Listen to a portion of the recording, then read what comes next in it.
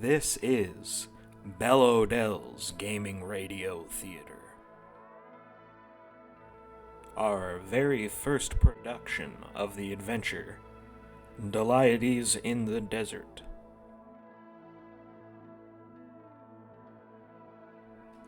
Deliadese had lived the life of any normal man of his age. Trained and educated in the gymnasiums of the ancient Isle of Crete. Our would-be adventurer appears to have upset the wrong kind of people.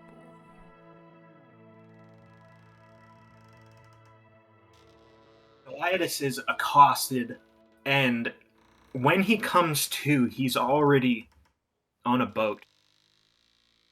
You find yourself shackled to a cot, and as you come to, it's dark. You can barely see. There's some light that's shining through the cracks above.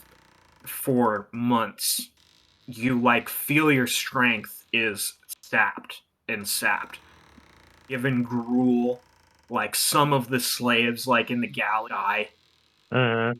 The crew that comes down to give you some gruel once a day will dispose of a body. And that's just kind of how life is for a while. Perhaps you have times that you try to escape, but there's just nowhere to go, and there's too many of these men. You get the impression that this is a pirate's vessel, or a crew of smugglers. Real rough crowd that comes down. And they just treat you guys like cattle. Not one ever speaks to you or addresses you as a human. And one day, you hear sounds of fighting outside. You hear the sounds of ropes being tossed and a ship being boarded and a fight taking place. After perhaps a half hour of fighting, things start to quiet down. A huge figure is dragged, his head bumping down the steps of the galley, and a figure is brought and handcuffed to the cot next to yours.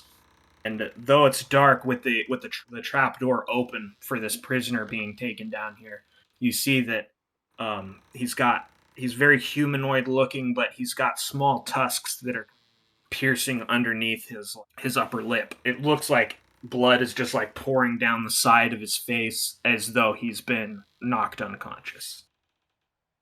Days pass, and the figure awakens.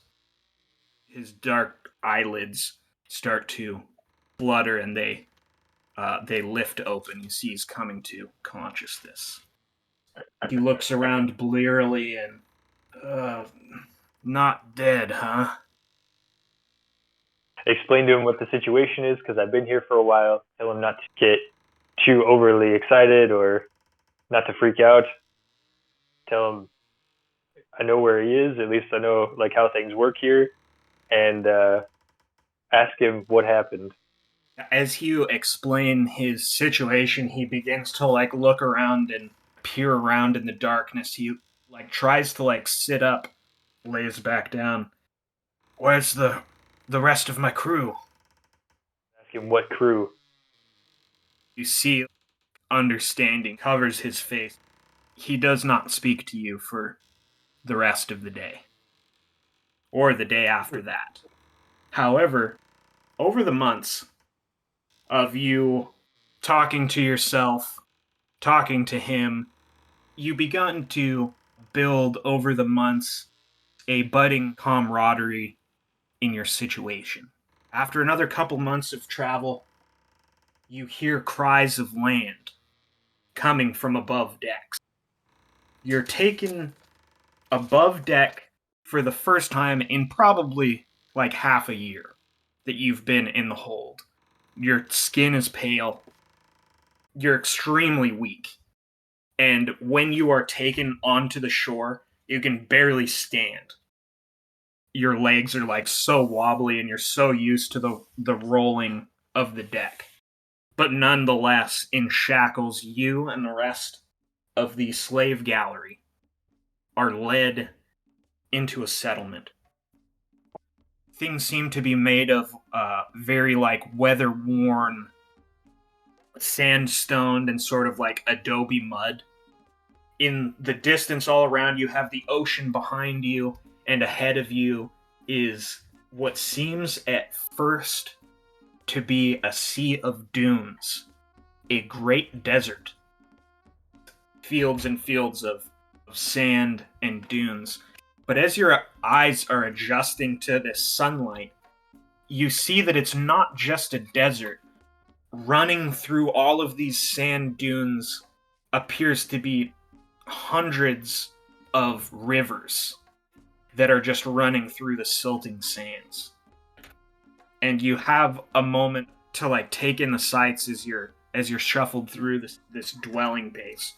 You're from Crete. You know hive of scum and villain when you see one. There's lots of people wearing marauders' outfits. There's no signs of like law enforcement, government amongst them. There are open slave markets as you are being shuttled around. You see for the first time since your capture, the captain of the ship that you have been on board this whole time. A reptilian. Very like green skin and huge bowls that seem to like roll about almost like a chameleon. You've heard the crew say his name before. He's Captain Chasser. And eventually Captain Chaucer leads you to the slave pits, which would come to be your home for some time. The dune sea that you saw on your walk on the ship sort of becomes insignificant as you have some sunlight that shines into the pits that you're kept in. You have fresh air.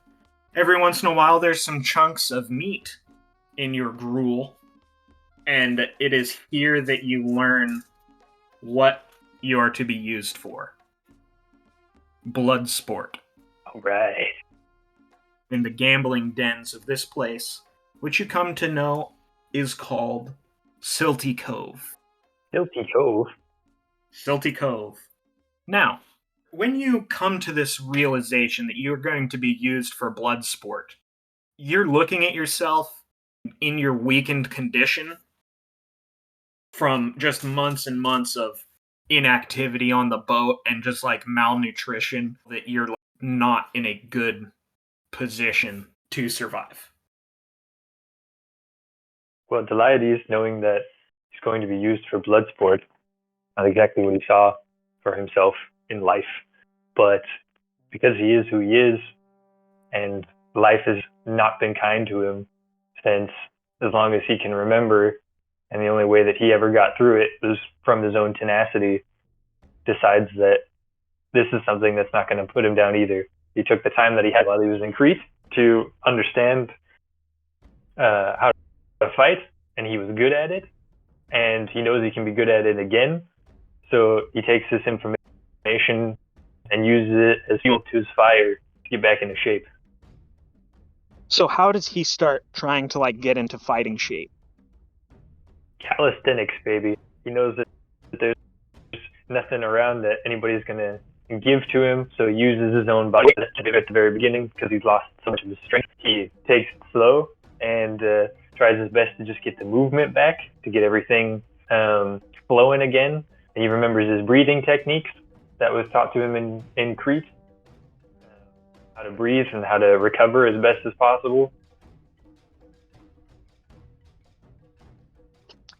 And you begin building up your strength, and you're starting to like find like your boundaries in what you can train. And so you went from like a total like skeleton, and you just start working out, and the guards start like making fun of you. They're like actively ridiculing this. They say like you'll have no energy for the fights that are to come. You know, everyone's just like barely getting by on their gruel, but you're grinding. After a day, the half-orc prisoner from the boat joins you as you're doing your calisthenics. And just like wordlessly, he gets down in the dirt beside you and he begins training as well. And he's probably got like 6 inches in height on you, and he's retained like more of his muscle.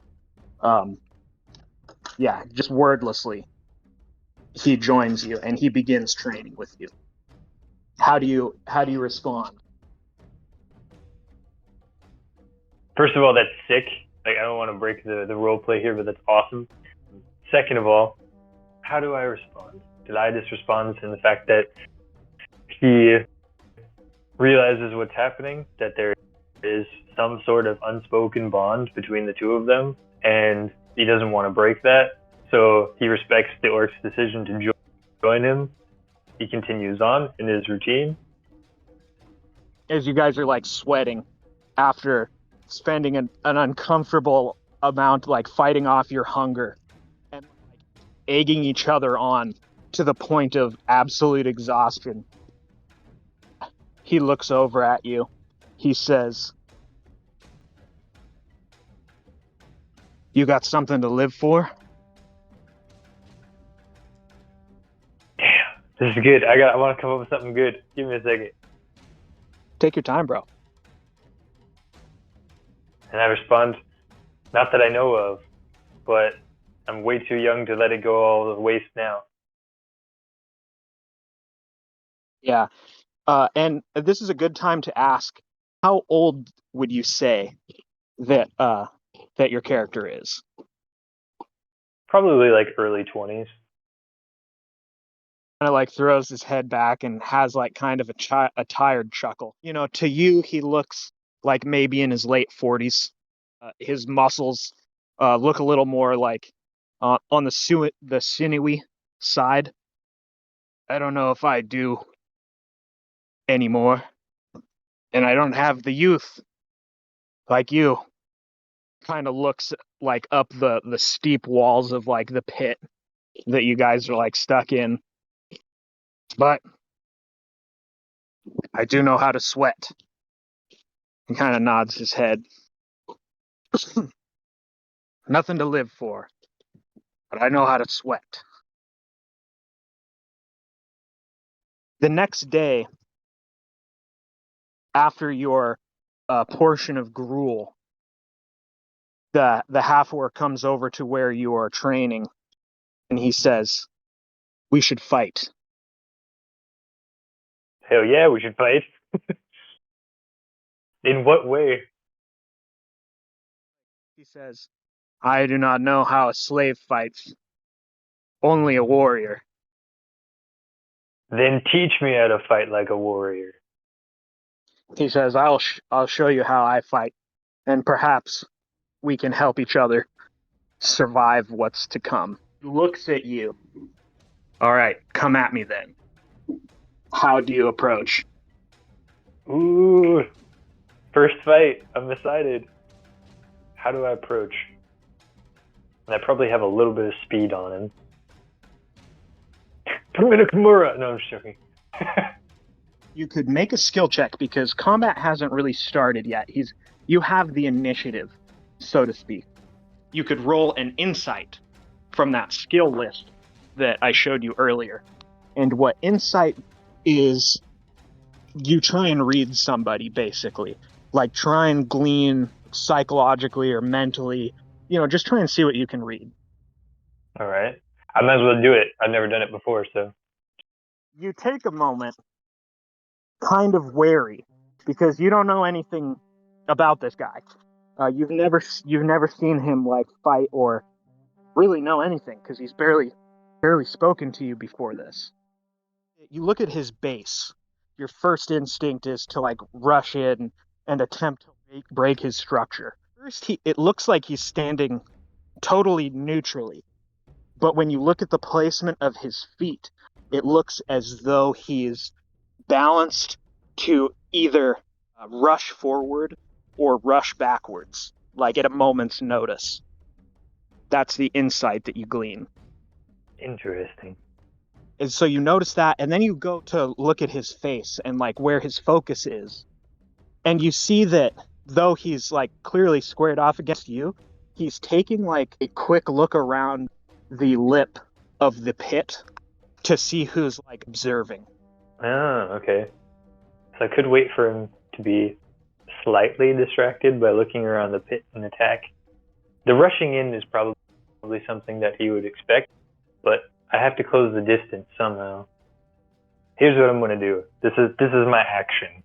I'm going to circle around him, like square off with him and then circle to the right and see how his posture changes.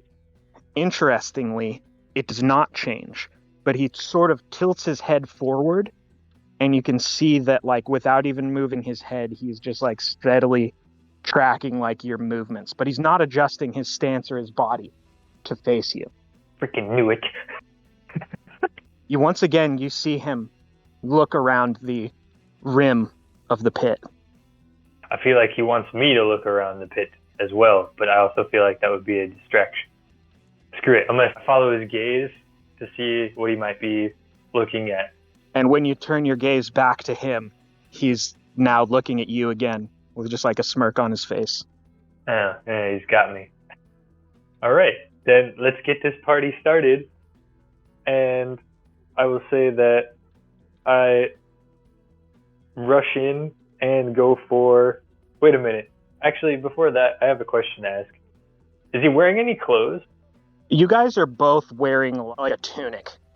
Like you don't even like have like a belt. It's just like a pretty low tunic. Very like ragged, not clean. But this is like your slave garb, basically. Okay.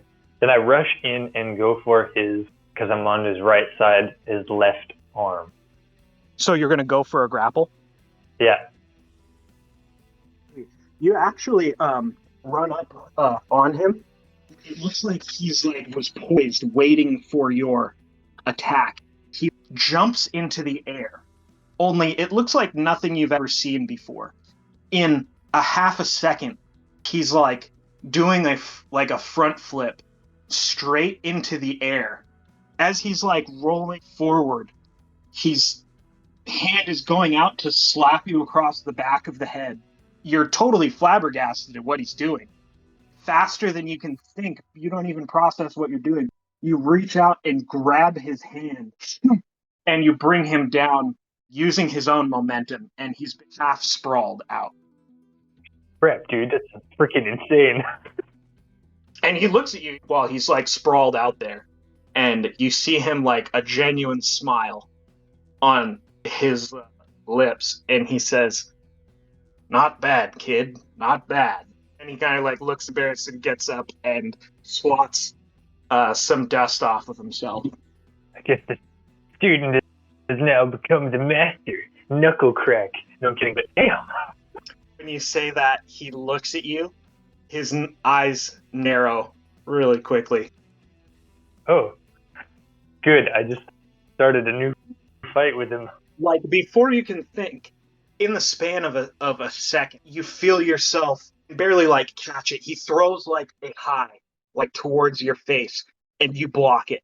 And in that same moment, he crouches down, sinks like down onto his heels, and punches you in like the low of your stomach with a natural 20, a critical hit. You can't help it, dude. You grab your stomach. Like you imagine that if you had like any food, in you probably would have shit your pants right then. Like when Vegeta punches Frieza. Yeah. However, so if you look at those dice rolls, he gets a natural 20, and then on his next hit, he gets a natural 1. So he does that hit, like go like flying back, clutching your stomach, and stands up a little too fast and just like falls over himself. And then the final 10, does he kick me in the nuts? Well, that's a miss. Because your armor class is a 12, so he has to hit at least a 12 to hit you. And that 10 would have hit you because he got a critical failure. I'm saying not only did he miss, but he fell over. So that fourth hit isn't even thrown. Probably because he was still a little bit dizzy from doing a freaking front somersault in the air and getting thrown on the ground in the middle of it. Yeah, exactly. You're flat on your ass basically from that hit, and he's like laying on the ground. Basically, starts laughing, wipes the dust off of his face, sits down. Yeah, we could probably get each other back in fighting shape. I think I'm just gonna clutch my stomach and glare at him. Are you pissed off from that hit? I'm not pissed off, but I feel like that's what would happen in that situation, to have like a young man who did something totally awesome that nobody was expecting, and then to just get put on his ass directly after that. It probably has a little bit of a hurt pride. Yeah, fair enough. And so from that day forth, you guys are training together.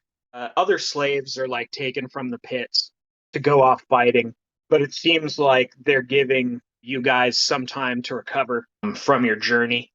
No fun to watch a starving, sick, injured man die in combat Mm-hmm. or to even fight. You've got a couple of months, though you're not up to like this, like the strength that you felt like before. Your daily training with the half orc, who has introduced himself to you at this point as Brullo. After training with him for weeks and weeks, you begin to realize Brullo is very skilled, very very skilled. You get good hits on him, but you come to realize that like often you feel like he's holding back with you, though you're still like sparring every day. At one point, it becomes like obvious where he doesn't really crazy flip. You realize that he could actually jump high enough to get out of these pits. All right. I don't know if you call him out on that, but over time, this is something you notice.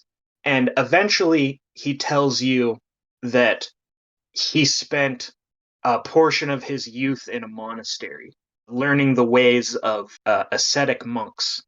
If you wanted, he could teach you some of those skills. So basically, at this point, we can decide how you want to do your level. You have the opportunity in the story to gain a level of monk or keep on your path as a fighter. I think you don't want to. I'm gonna tell Brullo, train me in the ways of the monastery. Now, time forwards again. You've been doing this training with him for some time, and he teaches you like the ways of the monks. So now, at any time in the future, you can continue down this path naturally as you hone your skills. And eventually, your pit is scheduled for the arena. And the day comes, and they take you out. They drag you through the open air slave markets, and you come to like a simple pit here. There's gamblers filling the stands. There's some sand down the pit. Clear, fresh blood stains in the sand. And as you guys approach, you see that there's a slave. Not one that you know, dressed in the same style of garment as you. He's holding a dagger. He's clutching like a deep wound across his stomach. There's a man standing very like rakishly, and he's holding a rapier that's pointed down into the sand, and he's eyeing the bleeding slave like a rattlesnake. Your slave master is leading you and probably like 4 other slaves from your pit around to like a holding cell by the fighting pits. You guys are kind of like put into this whole like holding area, and you're watching this fight down the pit progress. And you see the slave is like losing like blood. The cheer in the audience are kind of starting to turn to booing. Yeah, finish him. Yeah, this is getting boring.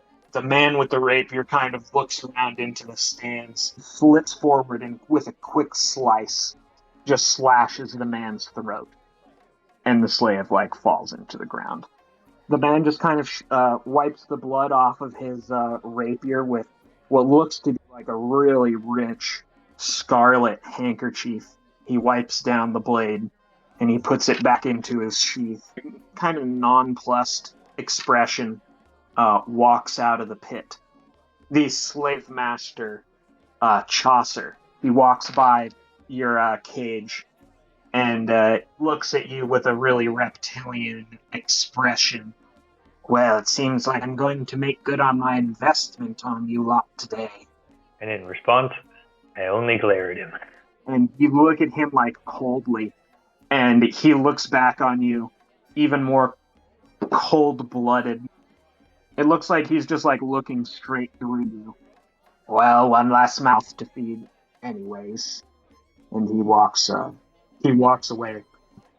You take a quick glance like around. Your eyes follow Chaucer, and he seems to be making his way toward the bookie area, where there's some men behind like a clerk's counter, and there's gamblers coming up with tickets and sliding coin across the counter to make wagers. And you see that Chaucer goes over to a dwarf, and the dwarf is like heavily armored in like a tan plate mail that has like kind of rags of different colors around that sort of blend together. You might think would make for good camouflage out in the deserts and in the wilderness around here. It's too loud in here, you can't make out what they're talking about, but you see them kind of like go off by the bookie's booth and start talking to each other. Looking down into the slave pit, you see some people coming by and dragging out the body. Yeah, and it appears that to be you see that figure with the rapier that was in the sands before, and he's just kind of looking around boldly. He looks towards the cages, and for a moment, you feel like he's just like sizing a cut of meat, or like cattle for slaughter, and he's looking over at your guys' cage. You hear Brulo's voice from behind you, and he kind of elbows you, and oh, this is worse than I thought. I ask him, what does he mean? Yeah, I've seen this before. And he kind of like points towards the rapiered individual. I've seen this type before. Probably just some hotshot mercenary looking to come in here and cause a spectacle and make a name for himself, killing a bunch of peasants. We're a far cry from the royal arenas, kid. Oh, okay. Then I would ask him how he would handle him. He looks at him, and he kind of like spits to the side. He says, well, the biggest mistake is it looks like they're giving the slaves knives to fight him. Well, a knife's just about the worst thing you could use against that fucker. He says, have to get inside his range first. Try and disarm him if you could. That's the ideal. My guess is he's probably useless with anything but that pig sticker. I think you're right, Blue. Well, the good news is, if one of us manages to take him out, we probably won't have to deal with any more deaths today. Then I turn to the man with the rapier and try to make eye contact, smile at him, and wink. Are you trying to intimidate him? No, I'm just trying to irritate him a little bit. And he notices you staring, and he looks a little quizzical, and he smirks a little bit, and then you wink at him, and he like kind of shakes his head a little, and he's like, "What the fuck?" There seems to be like a waiting period where everybody takes it's taking bets. A queue sort of starts to form of people that are like walking past the slave cages and eyeing you guys like up and down, kind of like sizing you guys up like race horses. And it's just like kind of sort of a parade. It feels really weird to be looked at like this. But in the shambling line, there's a figure that kind of like staggers up. He's got like a light brown cloak, like draped way over his face. He's got one arm kind of sticking out.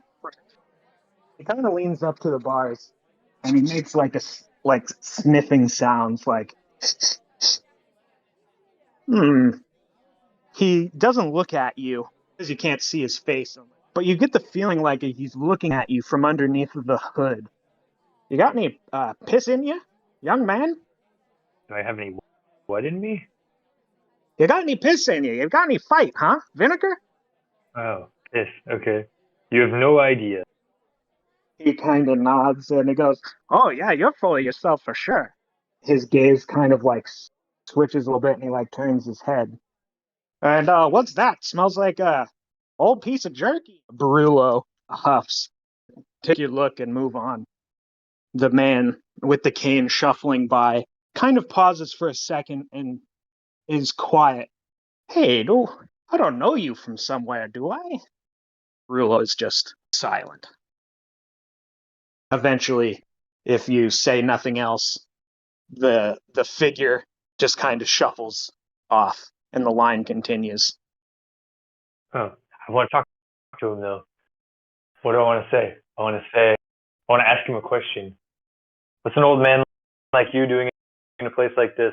Not sexual. The man, he actually like pauses for a moment, takes the cane and leans it like up against his hip, and with the same hand reaches into a pocket and produces a hefty sack of coin. And he kind of bounces it up and down and he goes, "I never had gold. I'm not trying to gamble." And I ask him who's he betting on. Again, you can just kind of like see like the bottom of his face. Is all you can see, and it kind of turns up and smile. "Well, it's one of the two of you. I'll let you decide." He walks away. All right, cool. And the line continues. You hear calls for last bets, like a kind of a expectant hush falls over everybody as they wait for what comes next. Eventually, it's the same dwarf that you saw earlier, Captain Chaucer speaking to. He steps into the arena, calls out, "All right, final bets are set. Time for our next round." He like makes like a big sweeping gesture. Guards like come to the cage, open it, and it looks like they're coming in to grab somebody. I stand my ground. As I would imagine everybody else would probably go to the sides. Yeah, most people like instinctively, like as soon as the gate opens, backs away. You and Brullo are the only ones who neither of you budge. They step towards you, and Brullo puts his hand on your chest and steps forward in front of you. Bruno, no. "Let's get it over with," he says, stride past the guards, who just kind of like look at each other and kind of come shoulder to shoulder with him and walk him to the steps of the arena. The ringleader, the dwarf, steps out. "Continuing in our star attraction today, he who killed the blue worm in the east, Hildebrand." That's a sick name, by the way. And Hildebrand steps out, very like regal looking, his hand on his rapier. He's got like a red and blue color scheme in his clothes. Looks a little noble, like the class of clothes, though they look a little bit travel worn. There's like an air of like extravagance about it. He's got like silver buttons on his vest. And the man comes to the edge of the arena and he turns and he makes a small bow to the audience. He steps down into the sand and draws his rapier. Barullo looks at him, and you see him assume the footwork that you had seen so many times before since your first fight with him. He just stands there, totally motionless. Hildebrand is kind of like stands there for a moment, waiting for him to come forward, and he kind of looks around. He motions to the dagger in the sand, and Brullo just looks at him and shakes his head. Does not move. It doesn't take long, and the crowd starts to like boo, and Brullo looks totally nonplussed by this. But Hildebrand starts to like get like visibly uncomfortable with like the booing, starts to like look impatient. So he starts gradually edging his feet forward in the sand. You see like that the booing has him like kind of off balance a little bit. You see him start to like to look twice at Brullo. Eventually, in a moment, like once it starts going all out. Brullo jumps into the air. He does a like hammer fist on the side of Hildebrand's head and comes around. Hildebrand takes like a wild swipe at him, just like catches Brullo's tunic. Brullo rushes forward with a series of kicks, but Hildebrand is actually standing up like pretty well. The sword is working well to keep his enemy at bay, and you can tell that there are times when like Brullo see a shift in his balance, and you know that he's getting ready for like a powerful strike. And then the sword will be just in the right spot to stop him committing. The action in the stands like getting like pretty intense as people are like suddenly really invested in this fight. This is probably the most exciting fight they've seen, but come from a slave in who knows how long. Neither can seem to get the upper hand until Brullo grabs the back of Hildebrand's head and just brings his knee up right into his face and nose. And Hildebrand just like falls to the ground, and blood is just like streaming down his broken nose. Hell yeah, freaking awesome, Brullo. Yeah, so you see that going on. Are you cheering? Are you like, how have you been spectating? I'd probably cheer on Brullo. I'd be there for my main man. Freaking cheer out into the crowd. I'm freaking, hell yeah, Brullo. And you see for an instant something you have not seen in Brullo since you met him in the hold of the ship. After this intense battle, there's this big cheer like erupts like from the gamblers, gasps of like loss and disappointment for Hildebrand. Either way, the crowd is like going crazy for this flurry of blows that was just exchanged. And you see on Brullo's face a moment of pride as he stands back and like takes in the applause. In that one moment, it's all that it took for Hildebrand to stab him right through the back and pierce his heart. God damn it, I knew this was going to happen. I'm on an emotional roller coaster right now. I'm sorry. I knew this was going to happen. As soon as I got to love Brullo, I knew you was going to kill him off. I was right there for it. And I knew it was going to happen, and I'm okay with it now. But, like, freaking Brullo, man, he was my man. He was all I had. he was my big bodyguard. Now I got to fend for myself. And there's another like gasp of astonishment from the crowd. There's like some disappointment and there's some shouting, but not a lot. This is just another day at the slave pens for these people. You look at Hildebrand's reaction. On his face is just hatred and embarrassment and rage. With an air of haughtiness this time, puts his foot on Brullo's back and pulls it out. Wipes off his blade. Walks back to the stands. Turns to the prisoners' cages. He looks at you and he winks. Damn. What a bastard. That's awesome. I wasn't expecting that twist, but I enjoyed it. Obviously, extremely upset, extremely full of rage, and pounding on the bars, telling the guards to let me at him. They look at you in the reaction, and you do notice that like the guards, though they're like stony faced, and they tell you to shut up, and they kind of kick the bars. You see that none of them really want to look you in the face. You look around and you really don't have eyes for anything but poor Brulo there in the pit.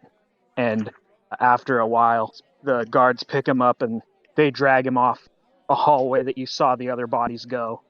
And you don't know where it goes. Shit, man. Brulo. Oh, my man Brulo. My brother Lo. So there's it's kind of just like it was before. There's a bit of a lull as like people go to the bookie counter and they cash in their tickets. Yeah, you see the dwarf walk back out again. Well, we're not likely to see anything to match the excitement of that previous battle, but the show's not over yet. Please remember to go to tip your waitresses, and grog will be 10% off for the rest of the evening. Thank you very much. Bring out the next fighters. The guards make their way back over to the prison cages. The scene kind of repeats. They open the door, and a couple of the guards walk into the cage. Everybody shrinks away. And in absolute freaking rage, I stand at the very front and demand to be taken out. Yeah, and this didn't really like surprise the guards, but they like are sure to like grab you hard like on the arms when they like take you out. They lead you over to the pit, push you down the stairs. And then when I get into the pit, I stand up and I brush myself off. The knife in the sand. If it's still there, I don't know if it's still there. Brulo didn't pick it up, so I'm guessing it's still there. Yeah, it's still there. And then I pick up the knife. You reach down and you pick up the knife, and as you stand back up, you see the Hildebrand walking down the steps.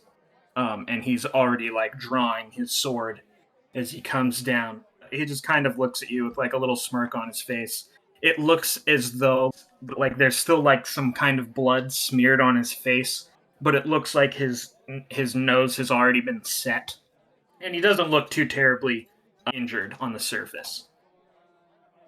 Can I guess it wouldn't make so much sense to do an insight because I already kind of know what's going on with him. I don't know if it would lead me to like he has a hitch in his right leg or something like that.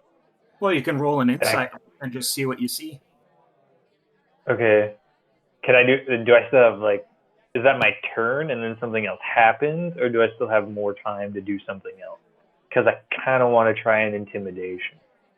Yeah, right now, like, he's not really made his move. He's got his sword drawn, but it's kind of been like the other fights where it seems like he typically waited for, like, an attack, except for Brulo, who egged him on into attacking him first. Okay. And I'll run an insight and see what happens. 21! Damn it! I knew I was going to get a big number. I was hoping to use that for the intimidation. Oh, yeah. Damn, getting some good rolls, though. Yeah, when the intimidation comes, it's probably freaking spark and burn. You kind of looking at him now and looking like saw what you saw before.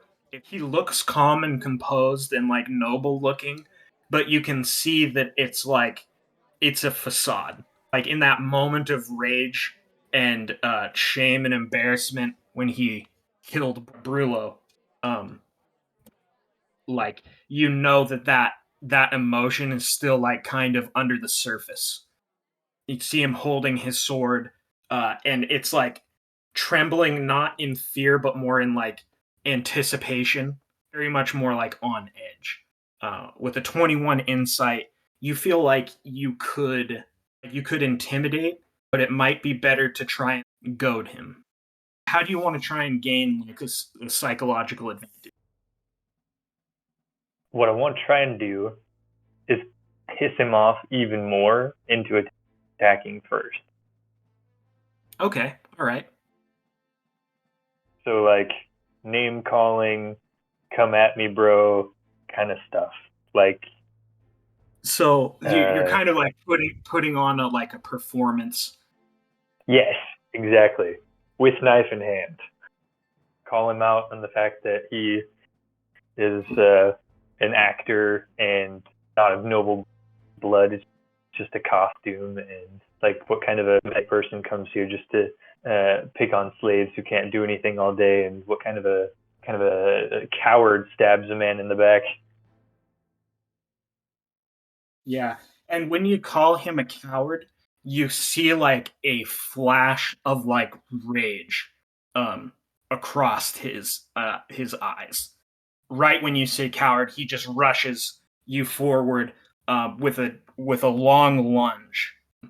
And because you are goading him and prepared for this attack, you're going to start out with the initiative with the first turn. Okay, so he's now lunging at me with the sword. Correct. Okay. Then I would like to, with the knife, and hopefully enough speed that I have, stab him in his sword arm. So he rushes forward, and you're expecting it. You sidestep him, and you get the first true attack. But you see his eyes dart up, and he brings the sword whizzing by his cheek just in time to brush it aside. Yeah. He slashes wildly, still in a rage from your goading words, and you sidestep the swipe easily. The guy's got a rapier, okay? It's dangerous, and it has a range. Brulo told me the best thing to do would be to get in close and to not let him be able to use that range, and I totally agree with Brulo. Now that we've slashed at each other a couple of times, I feel like I'm within that range, and I want to try a grapple to get him around the neck. Okay, how do you grapple him? My non-knife wielding arm around his neck, and like with my legs as well, to grab on, like, from the back, like get him into a choke. Yeah. And then wrap my legs around him as well, so I'm on his back and he can't get to me. Okay, yeah, you're just taking like a rear guard. All right. Yeah. Okay. Yeah. So you are successfully grappling him. You're like holding him in place, and you're trying to like sneak your arm around to like get the actual like choke, and start damaging him. But he's fighting you off just enough, so he's immobilized, and you've got the upper hand on him. But you didn't manage to do any damage this turn. He's now going to attempt to escape the grapple. And he cannot do that. 25. Oh my god, a natural 20. Yeah, he's not escaping, dude. In fact, he tries to like wiggle out, and you just like cinch around tighter. And in fact, you get like that depth for your choke. He tries to like escape, you sink your grip in more, and he's like trying to grasp, and he begins clawing his hands into your arm, trying to get you to let go. And he's going to try and escape again. Roll your damage, dude. Like, you begin to feel him panic as he drops his sword, and he begins grasping at your throat even more. His like nails are like digging into your arm. 5 again. God, this is personal. Yeah, so another 8 damage. You feel his like knees start to like buckle underneath him. Oh my! Do I have another attack now? Or okay, he's trying to get out. Dude, this guy is. Oh my god! This guy is actually dying in front of me on paper, according to the rules of this game. Yeah, yeah, yeah. You got a hold of him, dude. Roll damage again. The 1d8. 6. Dude, how do you finish it? Good question. I really wanted to stab him, but he already dropped the sword. As you're choking him, you begin to like feel the consciousness like fading like from him, as he's just not getting any oxygen. And so, like, at this point, you know, if you want to, you can just like drop him on the ground and pick up the sword. Like, however you want to handle it. You can do whatever you want now. He's like at your mercy. I'm thinking about it, man. Like on the one side, like I don't want to go through like this character. I don't want him to go through the entire like life that he has, and just like revenge killing people. And on the other side, I feel like this guy deserves it, and I really don't think that showing this person any mercy going to accomplish anything in a slave pit.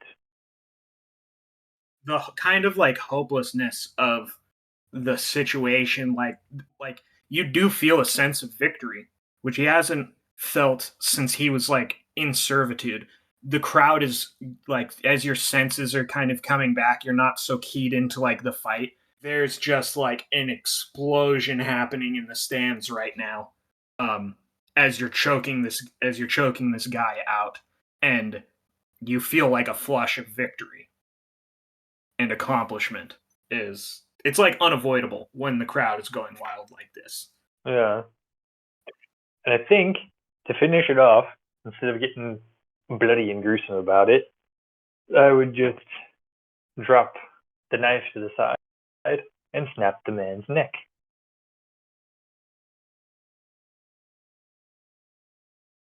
Yeah. And you do.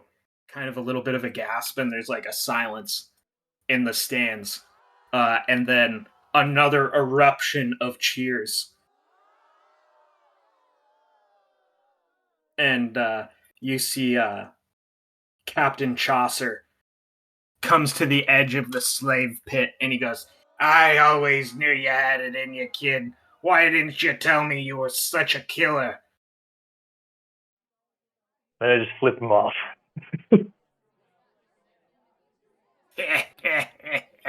And he motions to the guards that start to like come down into the pit to collect you. Hildebrand's body just is lying in a heap at your feet. You see sand covering his nice shiny coat. And I follow the guards back to the cage, or can I inspect the body or something? Can I take things with me? Can I take a momentum? Or like a reward, a trophy? Go ahead and roll a investigation as the guards start to make their way down into the pit. New buttons. Investigation. Damn it! Oh, Every time. yeah. I now noticed that he had blue eyes. Yeah. Yeah. Suddenly there's a gust of wind and you get a bunch of sand in your eyes. Nah, you like bend down as though to begin like looking through his coat, and one of the guards like calls down and like interrupts you, and he goes like, "Hey, all right, back away from him." And you hear that there's like some edge to the guard's voice. Back away from the weapons. And you're going to go with them willingly. Yeah. Yeah, and they take you back to the slave pens, and you see that the other prisoners are kind of looking at you, really like wide-eyed. These are people whose spirits have kind of been broken since you first saw them. You can't imagine any of them would have stood up to being in the pit with Hildebrand. Your slave master comes by and he rasps at you. He comes over and he pushes like a little bowl like through the bars and onto the floor. And looking inside, you see that there's a small, thin slice of chocolate cake. Well, I would have made more money if I'd bet on you, but it looks like maybe I've got something a little more valuable in trade now. I tell him if he wants to keep making money, then he can keep me around, but in better conditions.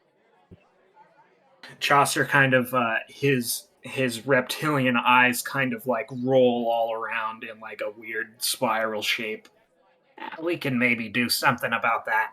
And he walks away to go talk back with the dwarf. Go ahead and give me a perception check.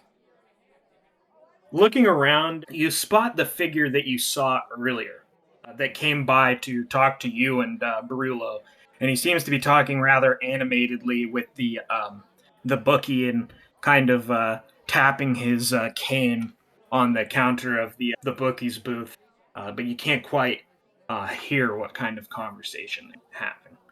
As you look, though, eventually the bookie kind of like shrugs his shoulders and looks around and pulls out a small like coffer, like a little wooden chest, like maybe the size of a little jewelry box, maybe a little bit bigger than a jewelry box.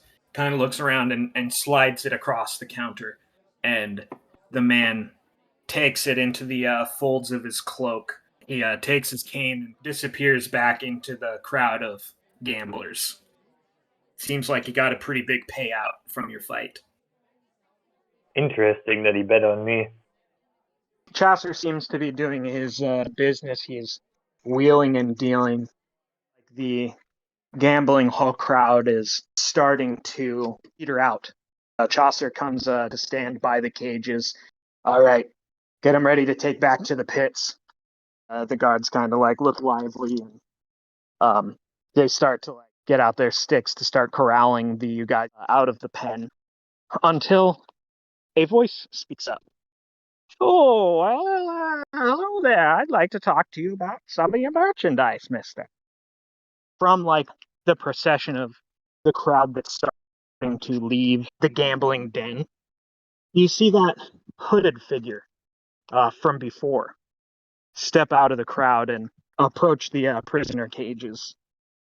Seems like you got a good fighter there in your merchandise. Chaucer turns a reptilian gaze to look at the hooded figure. Yes, I plan on using him to make plenty of coin here soon enough. Well, I suppose, but maybe I could take him off your hands. Do you react at all? I'm just listening. I'm seeing how this goes. Chaucer looks at him, and even through his reptilian gaze, you see a look of greed pass over his face. Well, I don't think that I could do any less than 100 gold pieces. The figure doesn't seem to really blink at this. Oh, I don't think that's such an issue. And then you see like a second take come over Chaucer, and he goes, oh, I am sorry, I'm not so good with your language. I meant to say 300 gold. The man kind of chuckles for a moment, and he reaches into the folds of his coat. He takes out the box, and he pulls out a platinum coin. Damn. He holds it up in the air, front of Chaucer, and there's like a moment of instant mistrust on Chaucer's face, and he reaches his hand out and snatches the coin, and he begins like holding it up right up to his eye, which is like going crazy, twitching all over the place. He puts it into his scaly lips. You hear like a biting sound, and he looks at it, and he looks at you, shakes his head, and says, well, that's a damn shame, but profit's profit. And he takes the coin and slips it into his robes. He looks at the guard and goes, well, get him out of there. Not our business anymore. The guard opened the gate, look at you with a strange expression, and just like motion at the open door.